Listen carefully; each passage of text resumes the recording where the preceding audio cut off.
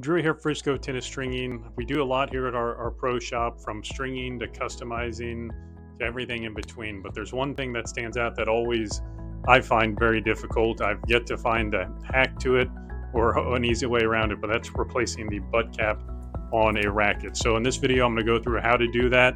If you have suggestions, I'm all ears if there's an easier way to do it, because I haven't found one. But in this video, we're going to talk about how to replace a tennis butt cap, why you would replace a tennis butt cap, and we'll talk about that coming up. So first off, why should you replace the butt cap on your tennis racket? Well, I would only replace it as a last resort. So ideally a standard 27-inch racket, maybe it's a slightly extended racket.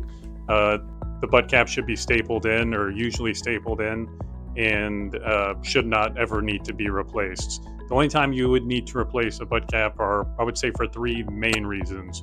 One, it's a little loose when you're playing with it. Sometimes one of the staples comes loose, something happens where the butt cap starts to move a little bit. In that case, it's best to take the butt cap out and just re-staple it. Either put a new one on or remove the staples and then put the same butt cap back on. So if the butt cap's a little wobbly, that'd be one reason why you want to replace it.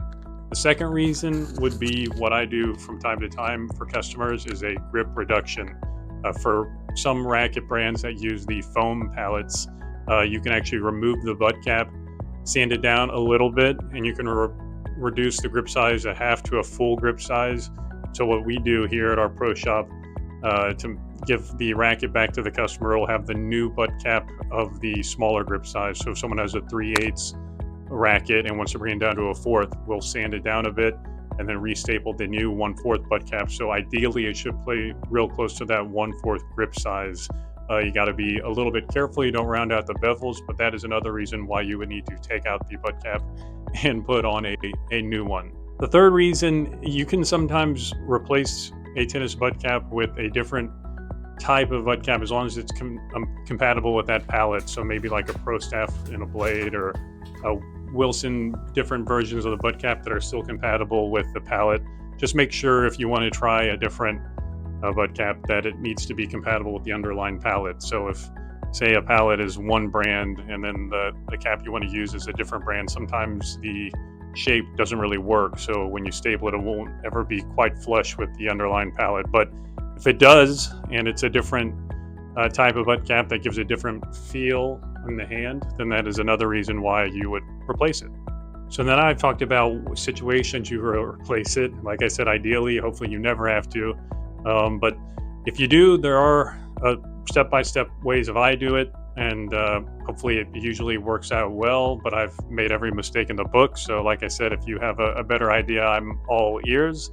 If there's a simpler way, because I still, even doing this for many years, still run into issues from time to time. So basically you have to remove the grip, which is the easy part, and then you have to remove the staples in the current butt cap. You can use a small awl, a flathead screwdriver. I've seen people use staple removers, those heavy duty ones. The reason why I always struggle with it, and I always make sure to have a brand new butt cap to replace it with, getting under those staples I've always found to be very difficult, without, one, ruining the butt cap, or two, you got to be careful when you try to get under the staples, you don't put enough leverage on it where it actually damages the underlying pallet or mold. I always like it when I replace head pallets, because I'm going to throw those away anyway, so I can really give it a little more force and not worry about harming it, because I know I'm going to have to replace it. But what you wouldn't want to do is put your awl or very small flathead screwdriver under the butt cap and wedge it enough where you actually crack the underlying pallet, because then you won't have anything to staple it to. So you got to be real careful on that. I did find some good awls that I like that are very small. I can get under it just enough under the butt cap. And then also I'll sometimes pop out the trap door and use pliers to push it just a little bit from the inside going out. So if I can just move it just a hair to give it a little bit more room to get that all underneath.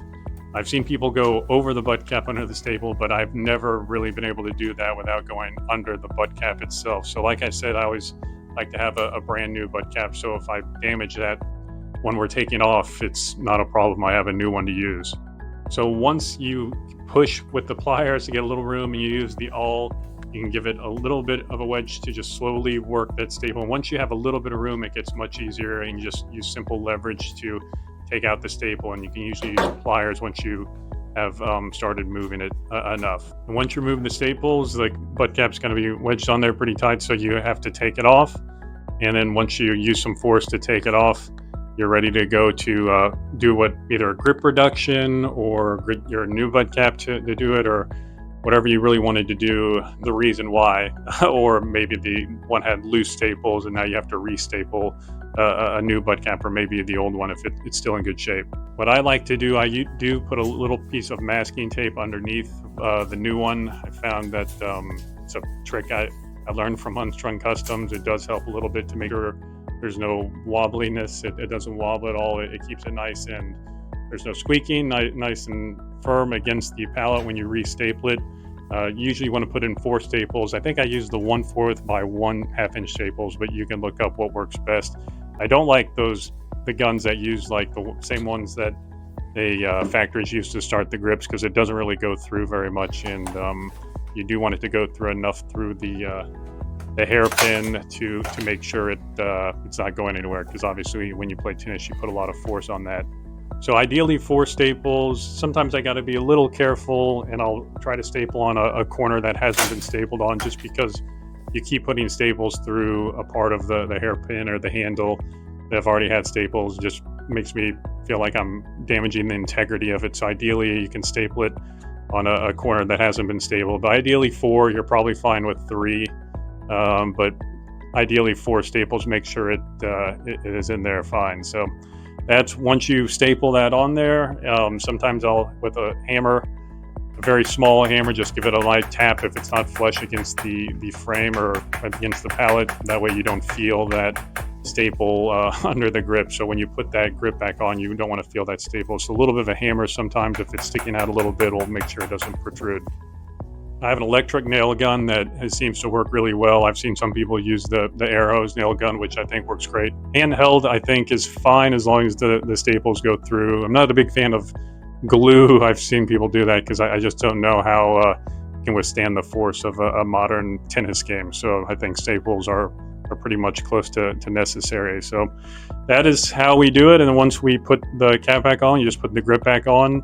You have a tailor's tape measure. You can measure if you did a grip reduction to make sure it's where it should be, and ideally it's back to exactly what you're going for. So that's how we replace the butt cap, and I hope you enjoyed it. My name is Drew from Frisco Tennis Stringing. It's a pro shop here where we have courses, classes, consultations, and I hope to talk soon.